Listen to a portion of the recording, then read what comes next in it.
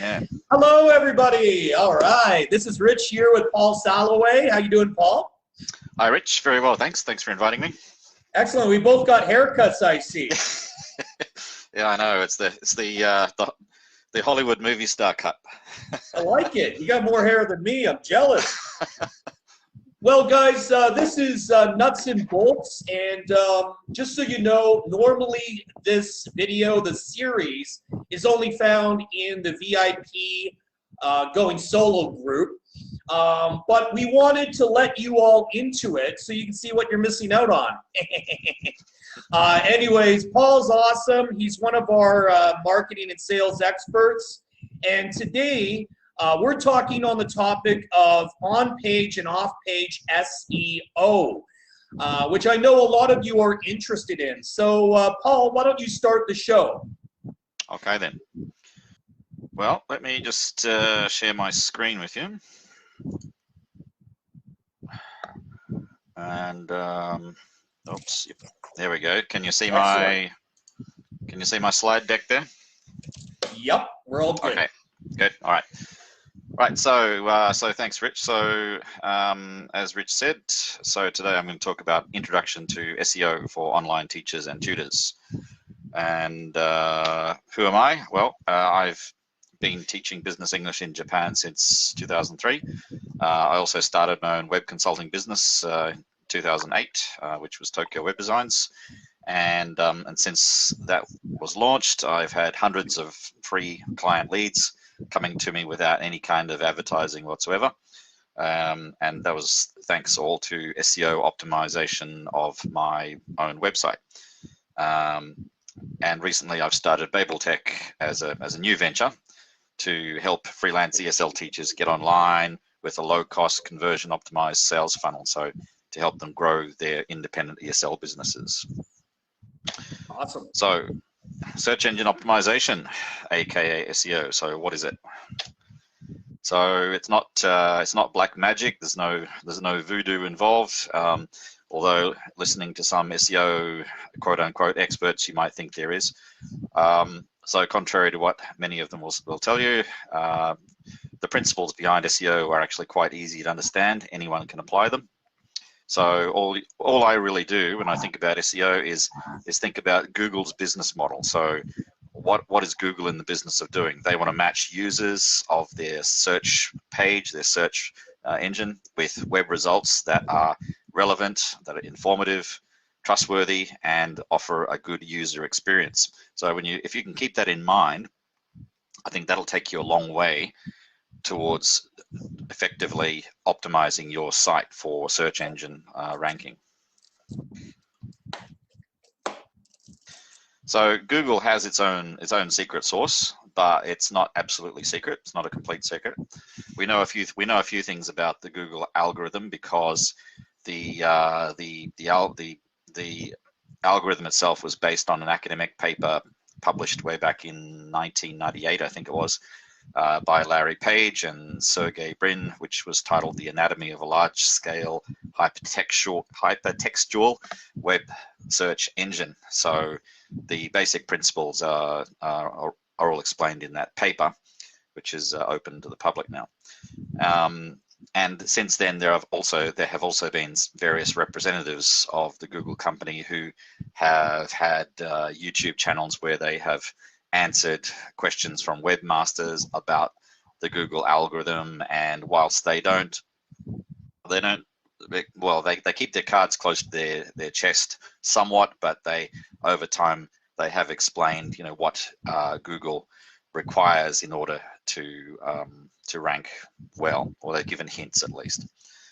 In addition to that, there are numerous commercial SEO agencies that have conducted and publicized tests where they've done like an empirical test of various kind of variables which might affect website ranking, and then they've looked at which of those variables actually do have a result on the outcome. So from those three sources, we have kind of an idea of how the Google algorithm works. So why should you care about SEO? Well, I'll give you 3 reasons here. So first is it's free money. So when your site does well for a popular keyword search term, you can expect a lot of web traffic at no expense, no advertising budget required. So Organic. organic, that's right. Yeah, so that's always nice. The second reason is when people are searching for when people are using a particular search term, they're searching for something, they usually have a problem that they need solved, and often need solved fairly quickly. So that means that the people who do come to you through Google search have a strong buying intent. So they're ready to take action. They've got their credit card out and ready to go usually. Contrast that with, say, like Facebook, where people are looking at funny cat videos and what their friends are doing on the weekend. So it's a different kind of traffic. It's a traffic that has a lot more potential when it comes to you. And the third reason is longevity. So content that ranks well in Google usually ranks well for a long time. So social media content, by comparison, has a very short shelf life. So something that you publish today on Facebook, 2 weeks from now, it might be gone. Nobody might ever see that again because it's buried deep in the newsfeed. So whereas if you create some content on your website and it's good content, so over time it tends to actually do better and better because you attract more links to it, more backlinks, and we'll talk a bit more about that later. So if you really do the work on SEO, then you can reap the results over the long term. And I think this is maybe a good point to also mention that the SEO is not like a short-term strategy. If you need to get the cash register ringing today, then SEO is probably not the best strategy for you. You're probably best off looking at other strategies. But because it can take about 6 months in the beginning when your website's hosted for it to actually appear in an organic search on Google, right? That's right. Yeah, or 6 to 12 months, I think. Before up to 12 months now, huh? Well, yes. I mean, it depends. There's a lot of variables, of course, but we know that most websites, when they're first launched, there's like a sandbox period of 3 to 6 months where you shouldn't really expect to rank well for anything. And after that, so somewhere between 6 and 12 months. So websites are a bit like wine. You know, you got to let them age a little bit before they start to produce well for you. So Google tends to keep you in a holding pattern for a while, which can be up to 12 months before you're really getting the full potential benefit of ranking. And if your website's been up for many years, of course, that can help in terms of search engine placement on Google. Yeah, absolutely. Yeah. So that's right. Yeah. So websites that have been active for a long time tend to do well. The caveat to that would be that if you're not updating content at least once in a while, Google might see that as like stale or out of date content. So I think people like Neil Patel, who's a bit of a SEO guru, so like he has a whole team of people who do nothing but go through his blog and update posts so that they've always have a little bit of the most relevant, most recent information on them. And Google likes that. It likes recency. Okay, so that was the good news. I think I already gave you some of the bad news. So doing well at SEO takes patience and a bit of effort. So as I said, if you need to get that cash register ringing tomorrow, Google SEO probably isn't your solution. And yeah, there's the sandbox effect where new sites will get sandboxed for at least a while. Google also dislikes thin content. So there was a time once where you could publish a post with about 500 words in it and you could do okay. But over time, that's crept up. So Google likes meatier posts these days. I think someone did a study where of all of the posts that are in the top 5 results for any given search term, They have an average of somewhere between 1,000 and 1,500 words. That's kind of like the average. So Google sees that as more authoritative if there's more meat to it. Quick question for you, Paul, about that. Yeah. Has Google, their algorithms, has it got so sophisticated yet where they're actually picking keyword strings out of like a promotional video at the top of a page that's indexed? Right, yeah. So you're asking me about whether Google can actually detect words within video. Right. That's a really good question, and I don't know for certain what the answer to that is. I think that perhaps they do. How much weight they put into it, I don't know. What I would say though is that if you add a transcript to your video and Yes. the tools are there for That's what that. you do with your podcast, yeah. Yeah. I add transcripts for my podcasts for a couple of reasons. One is that, like, even on my own website, the internal search tool, it allows people who are searching for information on a particular topic, then they can more easily find it. They can easily find, which podcast relates to that topic. That's Right. one reason. That's one reason, and the other reason is it's good for SEO as well. It's good for Google to have those transcripts on there. So I think, so to answer your question, I don't really know. I think it's a great question. I think it's possible, given that Google has done a lot of work in terms of like AI and speech recognition and so on. So there are probably things which Google aren't letting us know. I'm sure. Around that. Yeah. All right.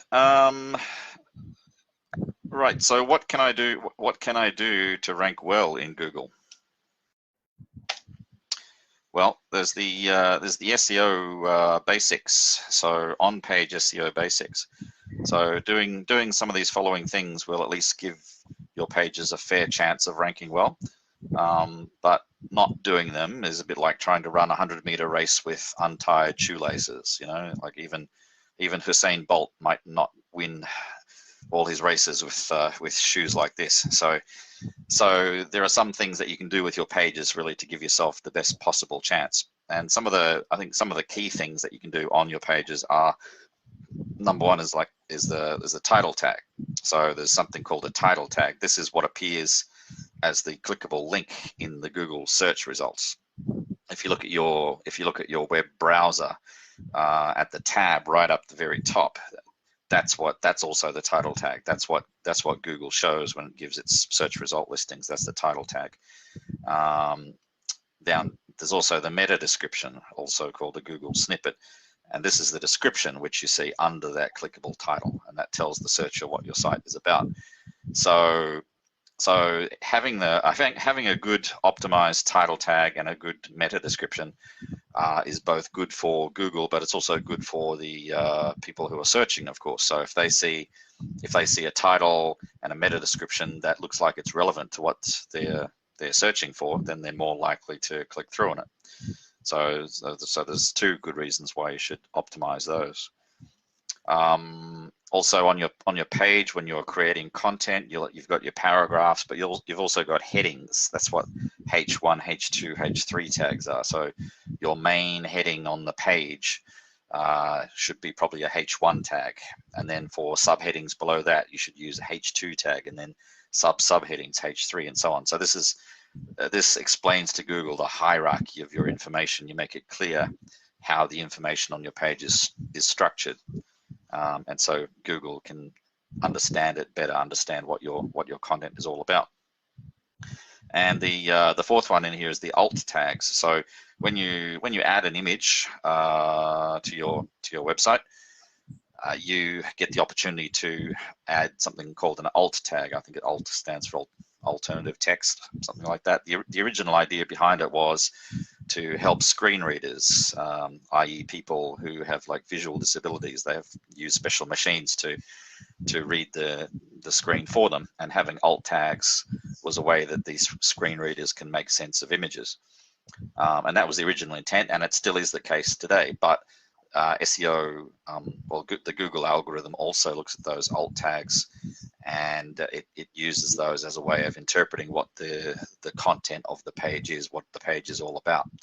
So you know, if you've got an image up there of some kids in a classroom learning English, and you use the alt tag kids learning English, then the Google algorithm will see that and think to itself, hey, this page is probably about kids learning English. So it's just another way. It's just another way of telling Google what your content is all about and helping them to match searches with the relevant content. I see. And Paul, what are your thoughts on, for instance, having, let's say you want to target the online English learning listing on Google. So let's say you have online English learning, each keyword, that's the syntax, as the actual domain, okay? Or let's say you have that as a page on your website, online English learning. I know back in the day, back when I had my personal training website in 2002, it got born. It was really important to have the keywords you're targeting in the actual domain, in the page. Do you think that has as much relevance now? Do you think it's still really important? Well, I mentioned earlier that there have been some people from Google who represent Google who have their YouTube channel and talk a little bit about how the algorithms changed. And I do remember in one of those, I think it was John Mueller, saying that the actual domain name doesn't have as much clout as it used to. You're 100% right. So back in the day, having a keyword rich domain name definitely did help you. I mean, that was my website, you know, Tokyo Web Designs, and I think that I chose that because it was full of keyword rich, you know, it was rich with keywords, and I'm sure it helped me. But these days, I don't know if it has as much relevance as it used to. In terms of like the URL. So if your domain is xyz.com and you give a URL / online -- learning, then I think that still counts. Google has said that that having keywords in your link will count. It tells Google what the page is all about. So yeah, and I would encourage people to still do that. Definitely. Okay, and Boris Love, thanks for your question. We'll get with all of your questions at the very end, and we'll do a little Q&A just so we can keep flowing here, okay? Okay. All right, so other tips, other on-page optimization tips. So Google wants your pages to be mobile friendly. That's one of the key things they're looking for now. It's not 2007 anymore, so everyone expects pages to look good on all kinds of devices, desktops, laptops, tablets, mobile phones, you know, all of those types of devices. So make sure your page looks good on every screen size. So most websites these days follow what's called responsive design principles. So the content rearranges itself depending on the screen width. Another thing that they're looking for is an Ssl certificate, which stands for Secure Socket Layer. It's that little padlock that you see next to the URL. I still see some sites which don't have that, and it's kind of so rare these days that when I do see a site without a padlock, it's like, whoa, it does make me feel strange and a bit wary about visiting it. So yeah, even though that was the norm for so many years. But anyway, these days Google really kind of insists that we all use those Ssl certificates. And speed. So Google would like our pages to be faster rather than slower. So I think some people maybe take this to the extreme and they obsess about page speed. And I think that there is a trade-off here which we've got to manage between design and features versus page speed. Because at the end of the day, if I wanted my pages to load quickly, then it would be just a page with just plain text, no images, and it would probably load super fast. But then anyone coming to that page would think it's boring as vanilla ice cream and bounce away. So you've got to really do a balancing act there. I think there are some things like images, for example. It doesn't make any sense to upload an image that's like 10 megabytes and 5,000 pixels wide. That's just crazy. So what you should do is try to reduce the image size down as much as you can. There's no real need to have images more than, say, 1,000 pixels wide. I always try and get my images down to maybe not more than 300 or 400 kilobytes in terms of the image weight itself. There are online tools that you can use to compress your files. There's one I use, a free one's called Compress or Die, DIE, and I regularly find that it compresses images down like 90%. So from what you start with, so it's really worth doing to get your pages loading as quickly as you can without much loss. Yeah, that's a great habit to get into, and it's important. So do you prefer like JPEG or PNG? I normally go with PNG, and I'll compress before I upload, and I'll get the file name right. Yeah, well, it depends, because if it's a photo, like say this photo of the flash over here on the right, so if it's a photo, you should use JPEG. But if it's a graphic, like the other two images on my screen here, logo, yeah, like a logo or graphic, then you should be using a PNG for those, and GIFs or GIFs, however you prefer to pronounce it, GIF files. Best not to use them at all unless you really want to use an animated GIF, which I do sometimes. But the GIFs are the hardest files of all to compress in my experience. They're a bit stubborn. Okay, so as we've said, it's quite competitive to rank well. There's a lot of people who all want that #1 spot on Google. So you're probably going to have best results if you go after keywords which have a decent search volume but low to medium competition, which means that you need to do some research. And there are some tools available to do that. Uber Suggest by Neil Patel, who I mentioned a little earlier. It's a very good free tool, although the number of free searches that you can do per day is a bit limited, so use them wisely. There's another option, which is a Google Keyword Planner. You need to have a Google AdWords account to access that, and it's kind of buried deep within there, the AdWords account itself. But you can use that without actually spending any money on ads. The one that I like to use most is a Chrome extension called Keyword Surfer. It's free and it's awesome. And like on the right side of my screen here, you can see some results. I was doing some, maybe I was searching on the word business or business English, and it's telling me the expected volume around those search terms in Japanese. So that's always a useful exercise to do, is to find out how many people are actually searching on a key term before you go out and target that. There's another site called answerthepublic.com, and it'll show you what are some of the popular questions which people are searching for.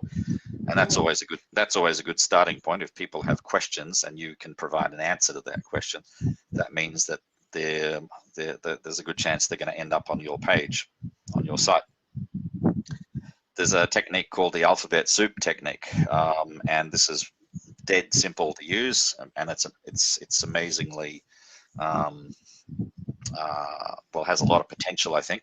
What it is if you just go to your browser, and in the browser bar across the top, if you just start to type in a search term, Google will auto suggest. Sometimes it'll fill in the rest of the line for you, and now it will only auto suggest what it thinks are popular terms. So it's kind of telling you, hey, a lot of people are searching this term.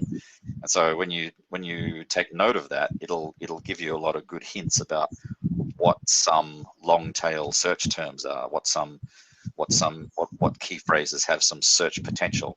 That's a good idea. So that's the alphabet soup technique.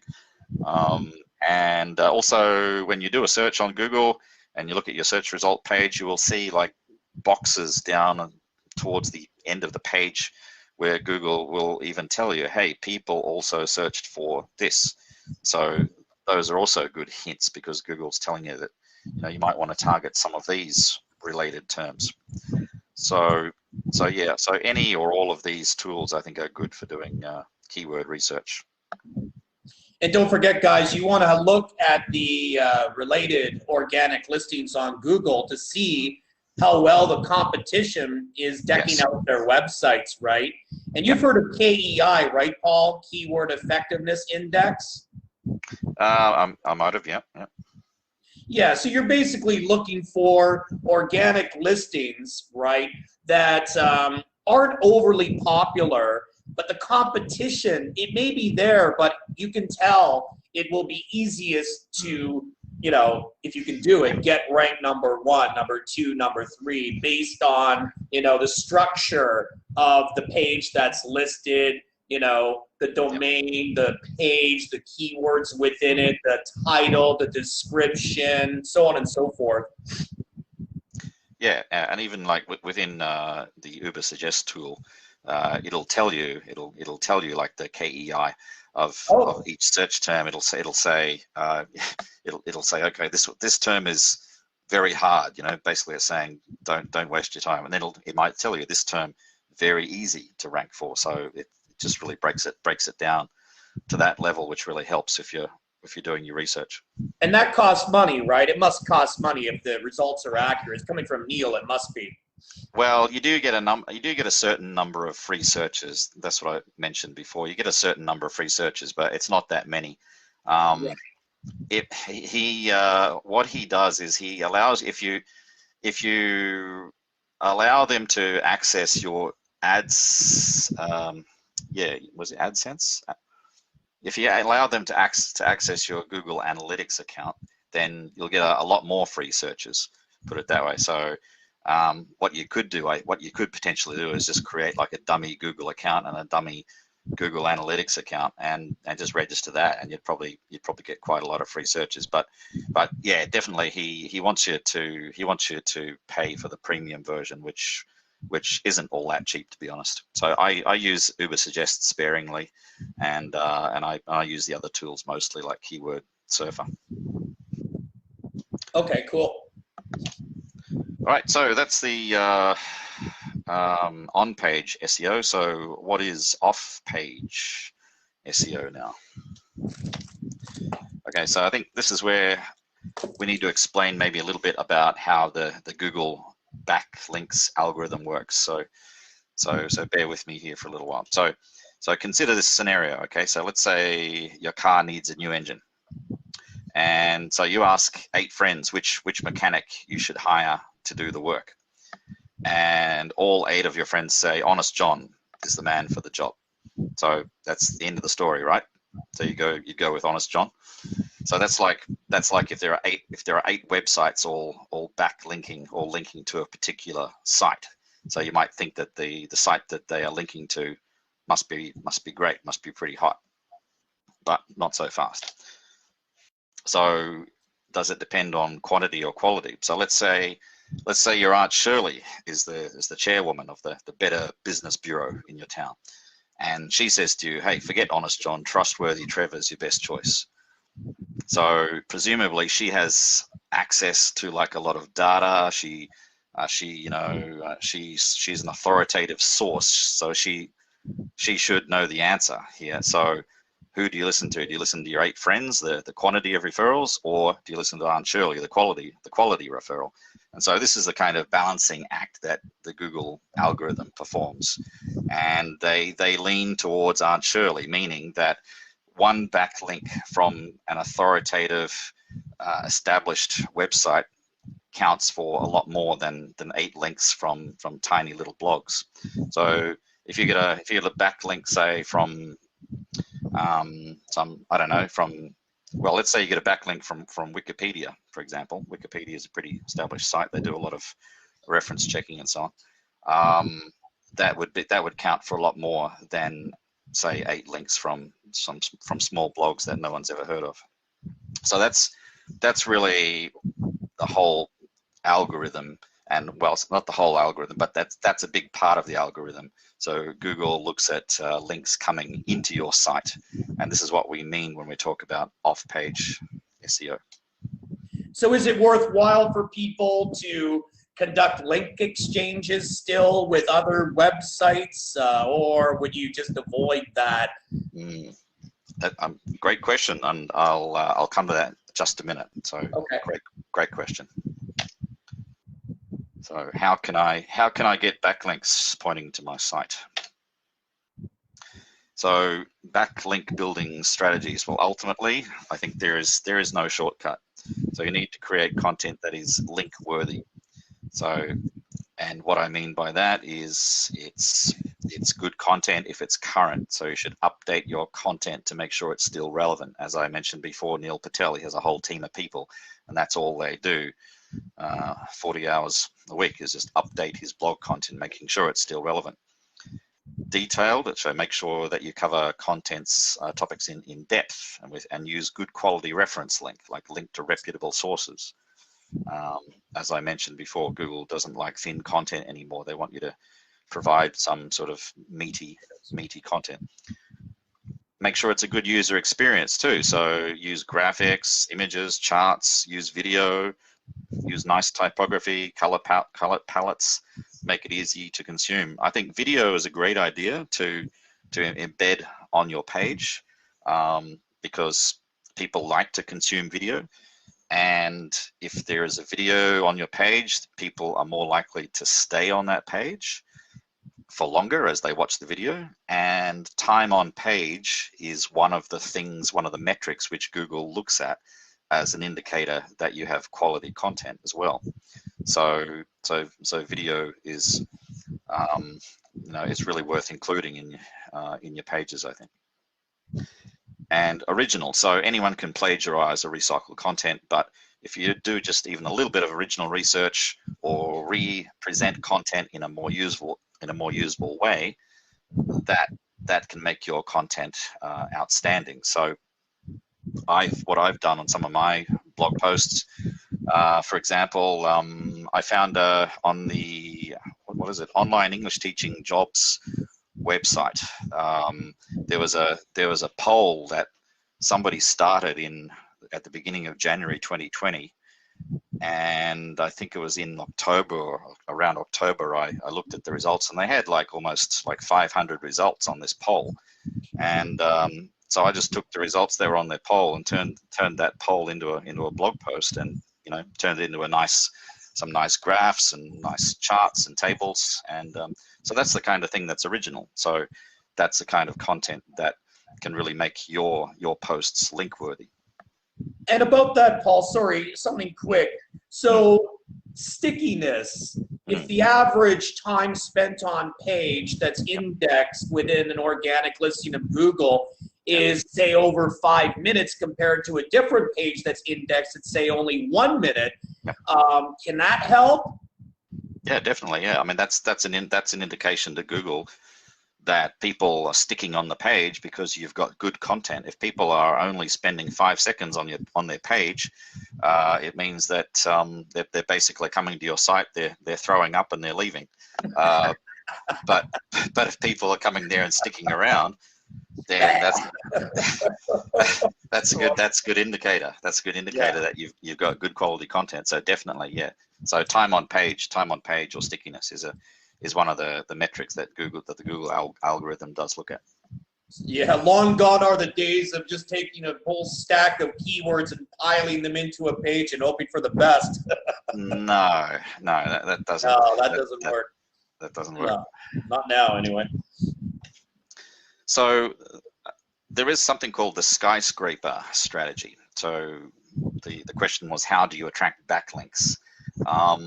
And this is a bit cutthroat, but take it for what it is. So the skyscraper strategy works like this, and this was described by a guy called Brian Dean at an agency called Backlinko.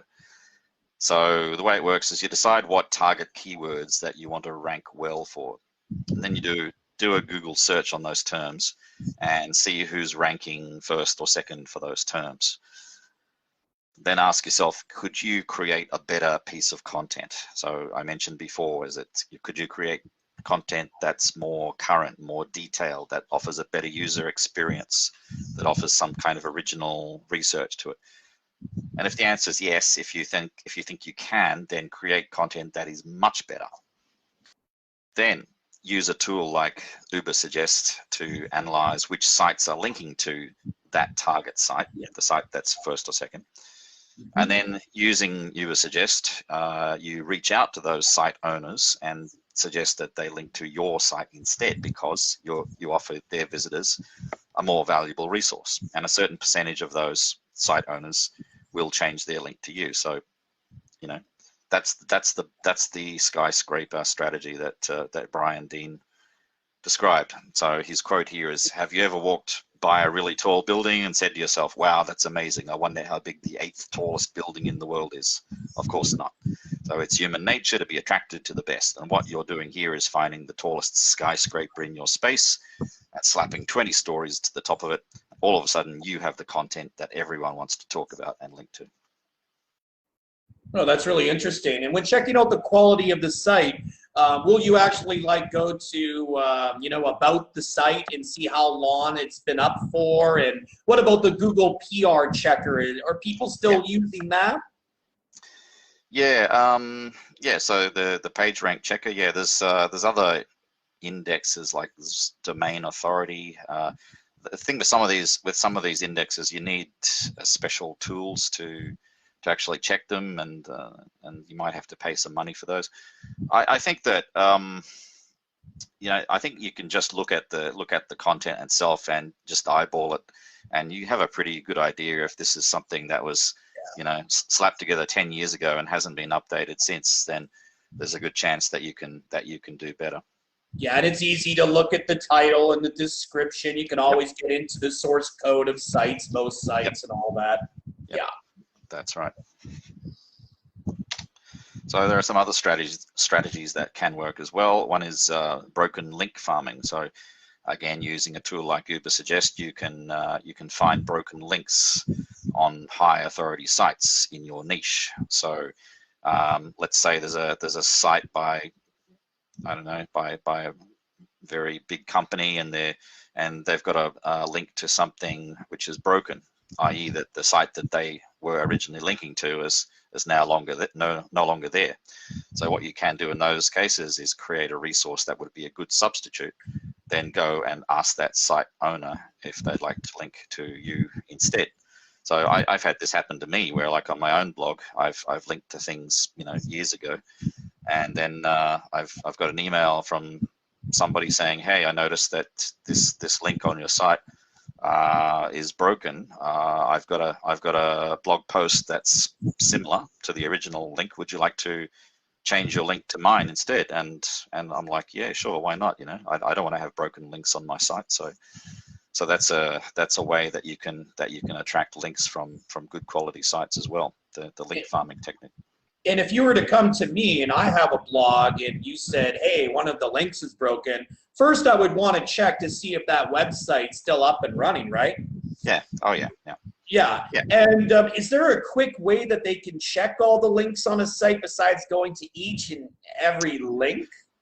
There is. I think the Ubersuggest does that. I think Ubersuggest will do. Yep, okay. Ubersuggest will do a scan of your whole domain, in fact, and it'll give you a list of broken links and which pages they're on, and then you can go and follow up from that and see what the what the context of the link was, what the content was originally, maybe that was being linked to, at least get an idea, and then you can contact the site owner and say, "Hey, you've got this broken link. Would you like to link to me instead?"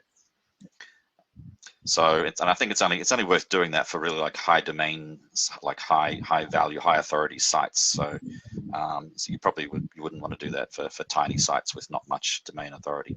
But not Wikipedia, as if they're going to contact you back. I don't know. No, well, I don't know about Wikipedia. I haven't done it. I'm sure there's no broken links anyhow. Yeah, they have they have a mysterious team of people on Wikipedia who go through and update their sites pretty well. I've never actually shook hands with anyone who updates Wikipedia, but they must have an army of people somewhere doing it. Yeah, I bet. There's also something called roundup posts. So, like, let's say, okay, so let's say I wanted to create a post about accent reduction, okay, as a topic. What I might do is like look at the 5 to 10 biggest experts in that space, biggest 5 to 10 people who are doing work with accent reduction, and then I might do a post which just lists out the 5 or 10 experts and mention them, mention the work they're doing, and there is a good chance that some of those people, some of those experts, will link back to your article. So that's another way that you can get backlinks. Interviews are great. You can feature high authority experts in your podcasts and your video interviews, even email interviews work. So, and with interview posts, often the person that you interviewed will backlink to your site as well, backlink to that post. Guest posts, so you can try to build relationships with high authority sites, experts, high authority people, and ask if you can do a guest post for their blog. So oftentimes, you know, experts are looking for ways to add new content to their blog. They're busy, they don't have time to write posts themselves. Sometimes they're welcome to offers to write a guest post for them. And then within that post, you want to, of course, include a backlink or backlinks to your own site. So that's kind of like that's another way that can work for you. And comment marketing. So sometimes, you know, if you see a blog, a high authority blog, there'll be a comments section as well where you can leave a comment about the article. Now, the way most blogging software works these days is the comments are flagged as no follow, which is basically telling search engines, hey, you know, don't follow this link, ignore it. And there's a good reason for that, because otherwise spammers would just have a field day. They'd be leaving comments galore on everyone's site, which they still do to some extent. But if you do leave a comment, then sometimes other people, like real people, will see that, and if you're linking to something on your site which adds genuine value, there's a good chance that they might link to you as well. Sure, and there's YouTube as well, right? Yeah. So you mean like YouTube comments? Yeah, commenting and dropping links in YouTube. Yeah. I don't know about, see, with social media, and I think YouTube is included in this as well, I don't know to what extent the Google algorithm really pays attention to social media links. Definitely not as much, if at all, I would imagine. I'm sorry? Definitely not as much as, for instance, yeah, leaving a comment with a link in a blog or a forum. Yeah, I think that Google has said that they don't place a lot of weight on social media comments. It might be included in the algorithm to some extent, but it's kind of unclear as to how much. So it's one of those things, I think, where various people have done like empirical tests. Some people will tell you that it matters. Other people will tell you that they don't matter at all. So you know, take it for what it is. But I think that it is a way that you can get like real humans to look at your comment and say, hey, this person sounds like they know what they're talking about. I'll go and check out his site or her site, and if they like it, they might drop a backlink to you. Okay, so you asked me before about what did you say? It was the link schemes. Yeah. So that I think falls under the heading of black hat SEO. So my advice is don't don't be tempted by black hat SEO merchants. So black hat SEO means you're effectively trying to game the system using some sort of SEO shortcut. If Google realizes what you're trying to do, then your site could get hit with a penalty and perhaps get banned from the search index completely, and you don't want that to happen. And the things that really come under SEO black hat are paid links. So Google really doesn't want you to pay other people to link to your site. So you know, it can be, I'm not sure how they know, but if they do know, then that would be definitely be a problem. Link farms. So Google gets suspicious about high volumes of low quality links. So there are places in this world that have like servers filled with like spam blog sites and spam links, and they really don't help you. In fact, they harm you, because if Google sees a lot of these low quality links coming all of a sudden in a short space of time, then they'll get really suspicious about that, and you could get hit with a penalty.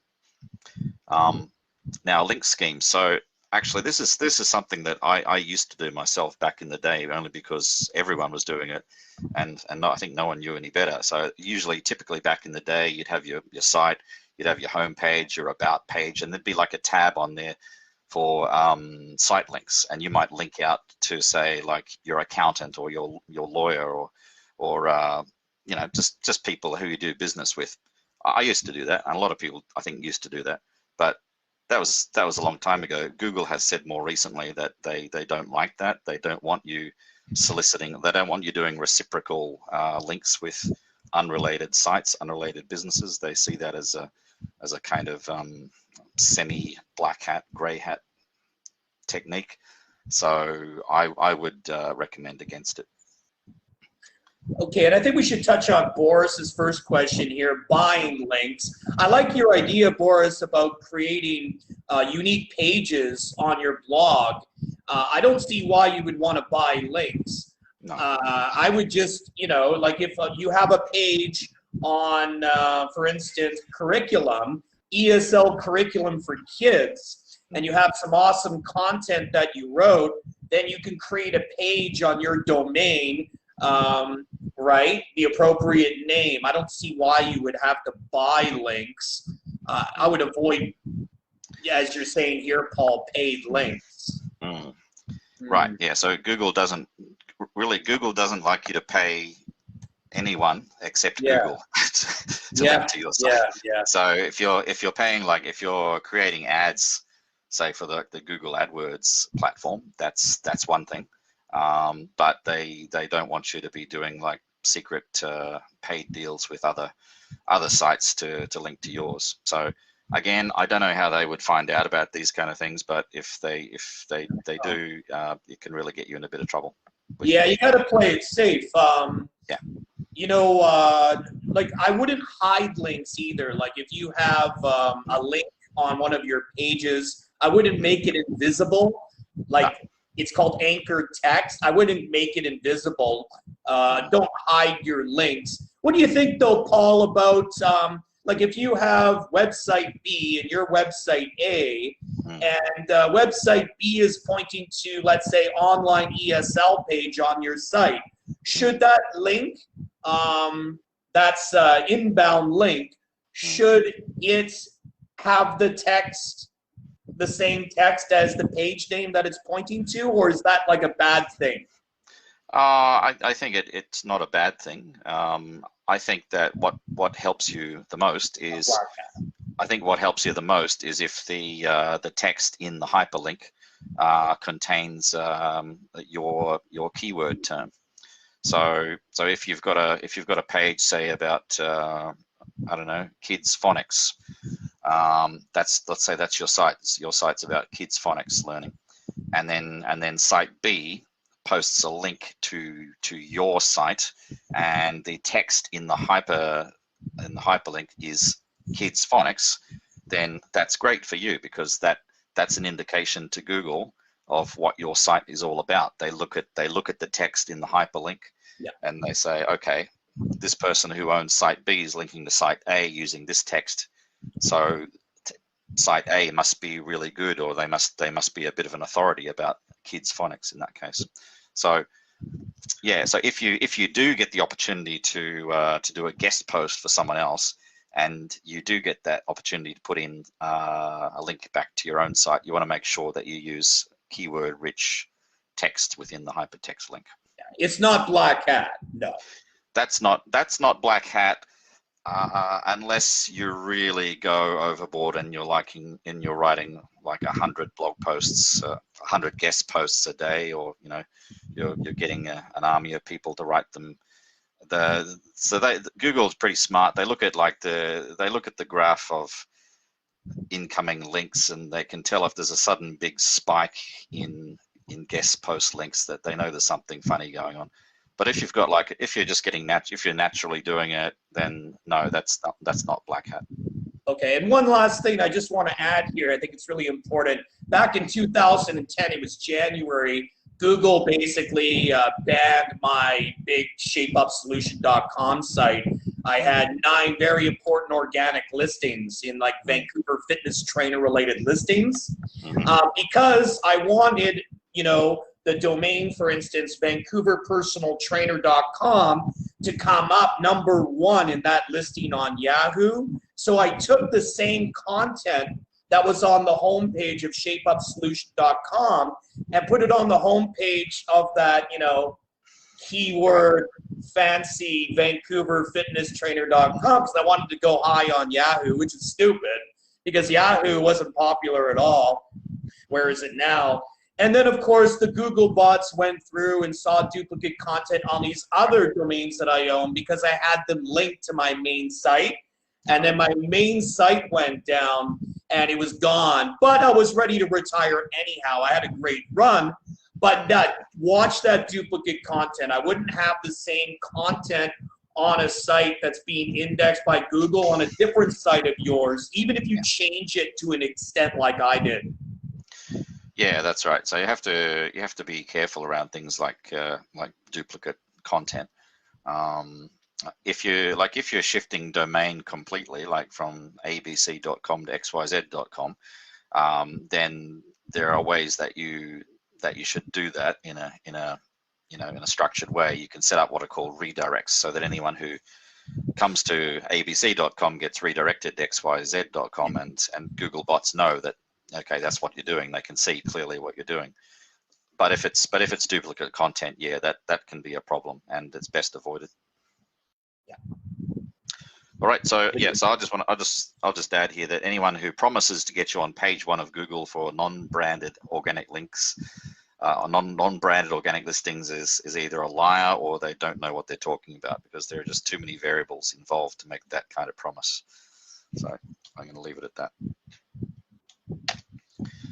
So I'm gonna wrap up with the biggest SEO opportunity, I think, in 2021. So you can still win at SEO in other languages. So the internet is dominated by English content, but there are many worthy topics in languages other than English that are still unconquered territory.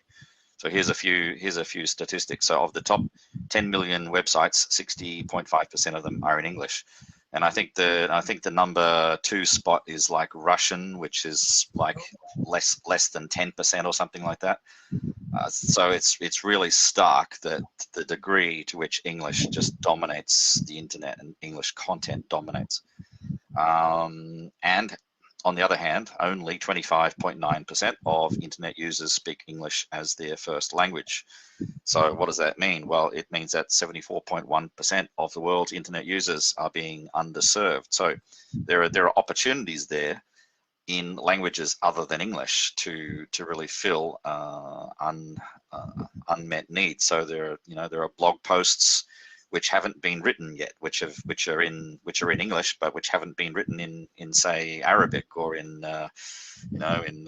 Chinese or in Korean, whatever. So this is where, like, this is Neil Patel again. So I've seen Neil Patel say that his strategy with SEO now is to focus on creating content in, say, Portuguese for the Brazilian market, or in Spanish for the rest of the Latin American market, or in you know, Arabic, for example. So his company now is really going after other languages other than English to create content and really win the SEO game that way. So if you're already a fluent speaker of a language other than English, then I'm jealous of your opportunity. And what are you waiting for? Because as I just explained, I think it's a big opportunity. But if you don't speak another language fluently, you can still find a native speaker of that language to help you create content. And so there are ways that you could do that. For example, maybe you could sign up for a Google Adsense account or Amazon affiliates account, and perhaps do a revenue sharing deal with your translation partner. So the way the Google Adsense works is, if you've got a blog and you've got a Google Adsense account, Google shows ads on your blog page, and if somebody clicks on those ads, then you get paid regardless of whether they buy anything at the end of it or not. So just signing up for Google AdSense, you can monetize your site that way. Same with Amazon affiliates. So you create an account with Amazon, you just embed some kind of Amazon widget on your pages. Amazon will automatically show products that are relevant for the content of your page. If somebody buys something, then you'll get a commission. So I think that there's an opportunity for you to do some kind of revenue sharing deal like that with a local translation partner. And the great thing about that is that they may even help you with local promotion, as in, if they have like a Facebook account, if they have a Twitter account, they have a LinkedIn account, they may promote your site as well in their own language, which is ideal, because you want to get, you know, as an English teacher, you want to get people who don't speak English as their native language coming to your blog site. So it's a kind of win-win. It's a win-win strategy, I think. Yeah, and I would wait until you have, you know, a certain level of visitors, and you already, you know, have proven to yourself that you've got some desirable content before you start letting in advertising. I think sometimes people advertise too quick. They have AdSense. Really, most people don't like to see ads. And you need a certain amount of people going through your site before you're going to make a decent amount of money. You do, yeah. I mean, it's there are people who make a reasonable living out of a passive income from AdSense and affiliate ads. But you do need a decent amount of traffic for sure.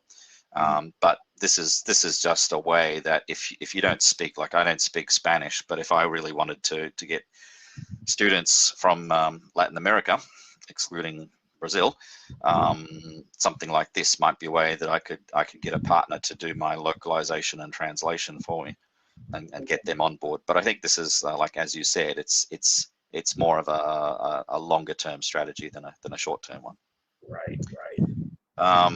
And just as a note here, so an interesting fact is Google doesn't see content which is recreated in a different language as duplicate content if it was human translated. So they don't like content if it has been created by their own auto AI translator, or if you're using another AI translator. Don't ask me how they know, but I guess they've got a lot of smart AI people working for Google already. So, but what they want to see is content that has been translated by a human, and they don't see that as duplicate content. So they see that as original content.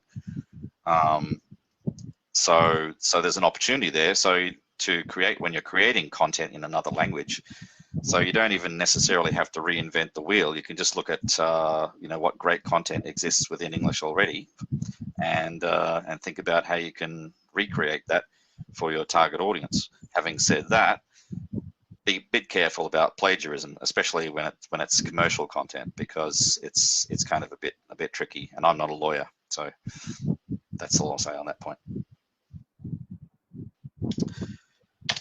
So, so that brings us to the end. So I hope that was instructive and people got some value out of that. And if you'd like to know more, I have a whole blog post about this on my blog at babeltech.com, SEO for ESL teachers. And you can find me on Twitter and Instagram, and that's my email address. And for those who don't know, Babel Tech, what we do there is we offer landing page solutions for ESL teachers who want to grow their business through a sales funnel approach, who want to take students and convert students into long-term customers and highly profitable customers. Excellent. So this video, this live, it will be pre-recorded, of course, because after it's live, it will be probably within a podcast on your blog, and it'll be in my VIP group. I'm going to leave it in this big group of mine for a little while, though. And yeah, that was awesome. One last thing, Borislav, I want to get to this question of yours. What about if you have a bad review, and maybe it's not just whatever, in these Google local business result reviews, can that affect your organic listings? No, I don't believe so. I mean, it might affect the way people think about your business, but I don't think it has any direct relationship to Google. Yeah, I didn't think so search either. listings. No, I didn't think so either. I might stop sharing my screen. Hey. Okay. Yeah. Okay. Yeah. Thanks for the slideshow. That really helps. You know. No worries. And guys, you know, remember, I think in our industry, online English teaching, you know, we're dealing with some pretty competitive search listings. And, you know, like my website, I have more of a one-page site, and it's there to basically convert visitors to prospects to customers. And then you have more informative sites that are more like a library, where you can have this page which covers this topic and has a chance of getting ranked high on Google. So I don't really focus on SEO. It's not really important for my business, yet it may be for yours, okay? For me, it's social media.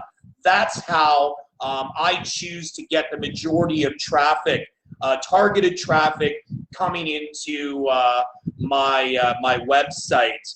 But you know, I had a client of mine say the other day, she was talking with some guy, and he was saying, yeah, you're just a needle in a haystack, your website out there. Well, you know, that may be true. You might have one website, one ESL website out of thousands. I'm sure you will. But remember, it's all about you directing people to that site through your meaty social media posts. Okay, so I wanted to remind people about that. But this was super informative today, Paul, and I'm sure everybody watching and everybody who will watch after will learn a lot. Yeah, I think it's worth emphasizing that SEO is the long game. Social media, organic social media, paid ads. Those are the short game strategies. But I do know people like ESL teachers who've had posts say about, you know, like the best way to use past tense or something, or how explaining past perfect tense or some grammar point like that, and they have ended up getting traffic for that post and students from it. And there are ways that you can convert that traffic as well. Like, so if somebody comes to your blog post to learn more, you can show them like a pop-up saying like, hey, I hope you've enjoyed this. Would you like to subscribe to my email marketing list, where you'll get more of these types of, you know, content posts, or, you know, maybe, you know, posts that aren't, or content that isn't available to non-subscribers, things like that. So there has to be a strategy behind it as well, I think, of like getting traffic and then converting that traffic moving that traffic into your sales funnel. And that's the fun part, really, because you can think of a very interesting way of going about that, right? It can bring out your creativity, and I think that's just part of the fun, is thinking about how you're going to do it and coming up with something really unique. Yeah, well, that's right. So there's one really good strategy, I think, which it's called a content upgrade strategy. So So let's say like if I write a post, if I write a blog post, say 1,000 words about a topic, and somebody comes to that post and they read it, I might show them a pop-up saying, hey, it seems like you've really enjoyed this content. If you'd like to get more detail about this content, or if you'd like to get a more in-depth analysis of this topic, whatever it is, enter your email address here, and then that gets them onto your mailing list that way. So that's called the content upgrade strategy, which I think it can work really well if you've got a blog. Yeah, similar to a lead magnet. Exactly. Yeah, exactly. All right. Is there anything else you'd like to add? No, I think that I just hope that's been informative, and people have got a better idea about what SEO is now. Awesome. Well, great having you, Paul, and highly recommend you. You're awesome at what you do, and you're always very giving in the group, Online Teachers, Independent, Fulfilled, and High Paid. All right, guys, thanks for watching today. And once again, you'll be able to see this after. I know it's really early, so sometimes we don't get the times right. But hey, man, all the goods is in this video. All right, Paul, see you later. Okay.